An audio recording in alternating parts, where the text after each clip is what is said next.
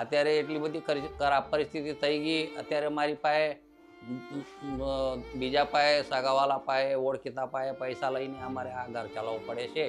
એટલે છોકરાની ફી બી નથી ભરાતી. એનો બી 1 વર્ષ ફેલ થઈ ગયો 12માનો.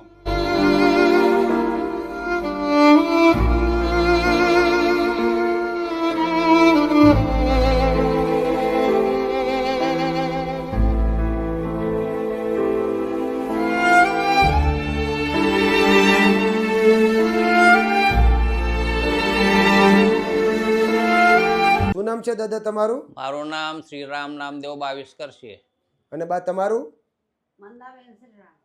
તો દાદા હાલમાં શું તકલીફ પડે છે? હાલમાં તકલીફ એવું છે દાદા, અમારે ઘર ચલાવવા માટે વધુ મુશ્કેલ પડે છે. આ પગ જો છે ત્યાં કપાઈ ગયો એક્સિડન્ટમાં, ને આમાં બી 5 ટુકડા હતા થઈ ગયેલા છે. તો આ સોજો થઈ જાય છે, દુખે છે, અને આની દવા બી ચાલે છે, અને આને બી થાઇરોઇડની દવા ચાલે છે. અને આ હાથમાં બી નસ કાઢી નાખી, અને આ બધું ફ્રેક્ચર હાય. આ હાથ બી કંઈ કામ કરતો નથી બરોબર, એટલે હલકો પડે છે. તો દાદા થયું હતું શું તમારી સાથે? મારી સાથે હું ખાણ બજાર સુરત રેલવે સ્ટેશન પાસે મોચી કામ કરતો હતો.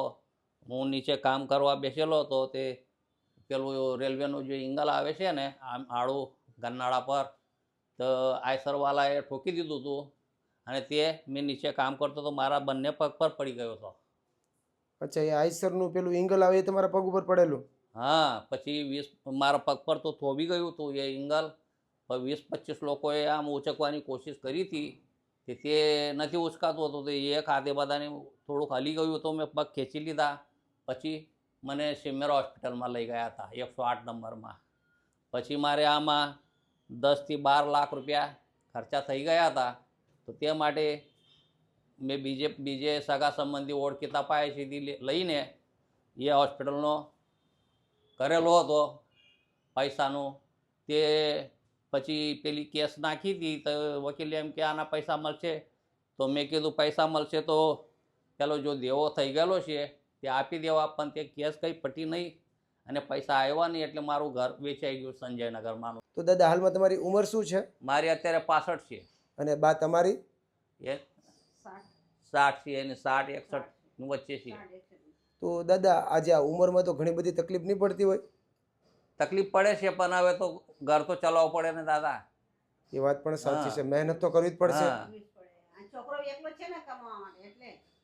અને બહુ સારું કહેવાય છે કે આજે તમે ઘર ચલાવવા માટે મહેનત કરવા માંગો છો. પણ અત્યારે પૈસા નથી, આપણે ઘરમાં ખર્ચા કરવાના પૈસા નથી. દવાના ચાલે છે, આની દવા ચાલે, મારી દવા ચાલે, તો ફી ભરવાના પૈસા નથી. તો દુઃખ તો બહુ થાય છે, પણ કરે હું નથી પૂરું થતું.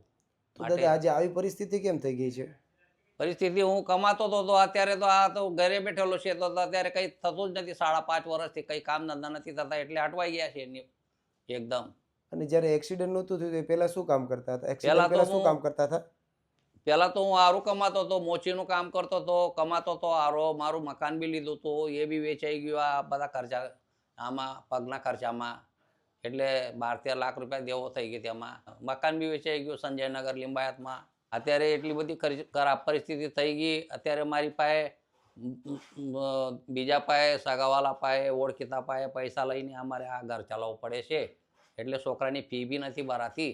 એનો બી 1 વર્ષ ફેલ થઈ ગયો 12માનો. આજે એટલી બધી તકલીફ પડે છે દાદા? હા, એટલે મારે મહેનત કરવો છે. કંઈ તમે કંઈ આપો કેબિન, હું કામ ધંધો કરું, એમાં પૈસા થોડા કમાવું, મારું ઘરનું ગુજરાન ચાલે. એટલે તમે અપાવો તો તમારો આભાર હું માનું છું. દાદા તમે ચિંતા નહીં કરો, અને આજે અમે પણ સમજીએ છીએ કે તમારો એક પગ કપાઈ ગયો છે અને ઘણી બધી તકલીફો સાથે તમે જીવો છો. અને આજે એટલી બધી તકલીફો સાથે પણ તમે મહેનત કરવા માંગો છો. પણ તમે ચિંતા નહીં કરો, આજે અમે તમને કંઈક એવી રીતના સપોર્ટ બનવાની કોશિશ કરશું કે તમે મહેનત પણ કરી શકશો અને આત્મનિર્ભર બનીને તમારા ઘરનું ગુજરાન પણ ચલાવી શકશો. ઠીક છે દાદા? તમે ચિંતા નહીં કરતા. આભાર.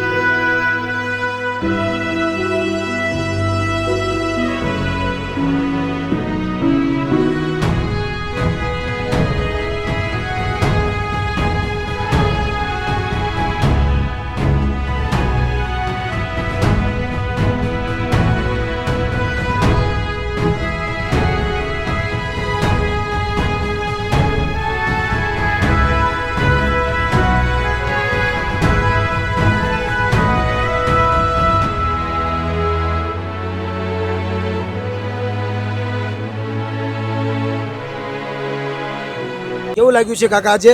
સરજી અત્યારે મને બહુ આનંદ થયો, આ કેબિન મળી હવે મને બહુ આનંદ થાય છે અને અમારા જીવન આખું અંધારામાં આવી ગયું હતું. તો આ કેબિન જો તમે લોકોએ આપી છે તો મને બહુ આનંદ થયો. હવે મેં આમાં વધારે સમય આપી અને મારે છોકરાનું એડમિશન બી કરી લેવા, 12માનું જે રોકાઈ ગયેલું હતું અને ઘરમાં જે મારે તકલીફ પડતી હતી સંસાર ચલાવવાની તો એ બી મેં બરોબર કરી દેવા વ્યવસ્થિત. અને 4.5 લાખ રૂપિયા જો દેવો મારી ઉપર થઈ ગયેલો હતો તો મારી પાસે એટલી હિંમત આવી ગઈ કે મેં એ બી હવે વ્યવસ્થિત કરી દેવા. બિલકુલ સાચી વાત છે. બસ મહેનત કરો અને આગળ વધો.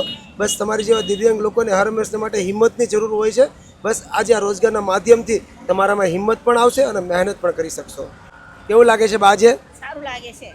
હવે તકલીફ નહીં પડે ને બા? નહીં પડે તકલીફ. હવે મહેનત કરી શકશો ને? હા, મહેનત કરી શકશું. છોકરાઓની મદદ થઈ જાય હવે. Thank you so much. અને કાકા આજે આપણને આ સંપૂર્ણ રોજગાર માટે જેણે સપોર્ટ કર્યો છે એમનું નામ છે હસમુખભાઈ અને કુમુદબેન. આજે હસમુખભાઈના પૂરા પરિવાર તરફથી તમને આ સરસ મજાના રોજગાર માટે સહયોગ કરવામાં આવ્યો છે. તો તમે આજે હસમુખભાઈના પૂરા પરિવારને કંઈ કહેવા માંગતા હોય તો? હસમુખભાઈ અને કુમુદબેનમાં અમે સહપરિવાર સાથે હું બહુ ધન્યવાદ આપું છું. અને અમારા જેવા દિવ્યાંગજનને એ લોકો મદદ કરે છે તો ભગવાન એને વધારે આપે અને બીજાને સહયોગ થાય. ભગવાન જાતે આવતા નથી પણ બીજાને મોકલે છે અમારી મદદ કરવા માટે. તો મારું જીવન અંધારામાં હતું તો એ લોકોએ મને મદદ કરી તો મને બહુ સારું લાગ્યું અને હું ઉપર આવી જાવ આનાથી. તો એમને બહુ મોટો આભાર. થેન્ક યુ સો મચ કાકા, થેન્ક યુ સો મચ. તો બા આજે આપણને આ સંપૂર્ણ રોજગાર માટે સહયોગ કર્યો છે એમને તમે કંઈ કહેવા માંગતા હોય તો? ખૂબ ખૂબ આભાર તમારા. થેન્ક યુ સો મચ બા, થેન્ક યુ સો મચ. તો thank you so much Hasmukhbhai અને કુમુદબેન. આજે તમારા પૂરા પરિવાર તરફથી તમે એક એવા દિવ્યાંગ પરિવારને સપોર્ટરૂપ બન્યા છો કે આ પરિવારનું જીવન અંધારામાં હતું. હવે આ પરિવાર મહેનત પણ કરી શકશે અને પોતાની જિંદગીમાં આગળ પણ વધી શકશે. કારણ કે આજે આ કાકાને મહેનત કરવી હતી, જીવનમાં આગળ વધવું હતું, પણ આજે આ કાકા પાસે કોઈ પ્રકારનો રોજગાર ના હોવાના કારણે કાકાને ઘણી બધી મહેનત કરવામાં તકલીફ પડતી હતી. પણ આજે આ રોજગારના માધ્યમથી કાકા મહેનત પણ કરી શકશે અને પોતાનું ઘરનું ગુજરાન પણ ચલાવી શકશે. તો આજે અમારી પૂરી ટીમ હસમુખભાઈ અને કુમુદબેનનો દિલથી આભાર વ્યક્ત કરે છે. તમે જ્યાં પણ હો ત્યાં ભગવાન તમને અને તમારા પૂરા પરિવારને તન મન ધનથી તંદુરસ્ત રાખે. બસ હર હંમેશા માટે આવી જ રીતના જરૂરિયાતમંદ લોકો માટે અને નિરાધાર લોકો માટે સપોર્ટર બનતા રહેજો. Once again thank you so much Hasmukhbhai અને કુમુદબેન. અને કાકા આજે આપણે આ દુકાનો ઓપન કરી છે તો એનું એડ્રેસ શું છે જેથી કરીને કોઈ લોકોને અહીં આવવું હોય તો આવી શકે? આ એડ્રેસ છે દિંડોલી સિટી બસ સ્ટેપની બાજુમાં જ છે, દિંડોલીમાં. અચ્છા, ડિંડોલીની અંદર. હા. તો બસ દોસ્તો, જેવી રીતના કાકા એડ્રેસ આપ્યું એ પ્રમાણે કે ડિંડોલી બસ સ્ટેશનની બાજુમાં કાકાની આપણે શોપ ઓપન કરી દીધી છે. જેથી કરીને તમે લોકો પણ જો ડિંડોલીના આસપાસના રહેવાસી હોય અને સુરતના આસપાસના રહેવાસી હોય તો પ્લીઝ કાકા પાસે રૂબરૂ આવી શકો છો અને આવા દિવ્યાંગ લોકોને સપોર્ટરૂપ બની શકો છો. તો બસ દોસ્તો, આજ માટે એટલું છે. મળીશું નેક્સ્ટ સ્ટુડિયોમાં. ત્યાં સુધી તમારું અને તમારા પરિવારનું ધ્યાન રાખજો. જય માતાજી, જય શ્રી કૃષ્ણ.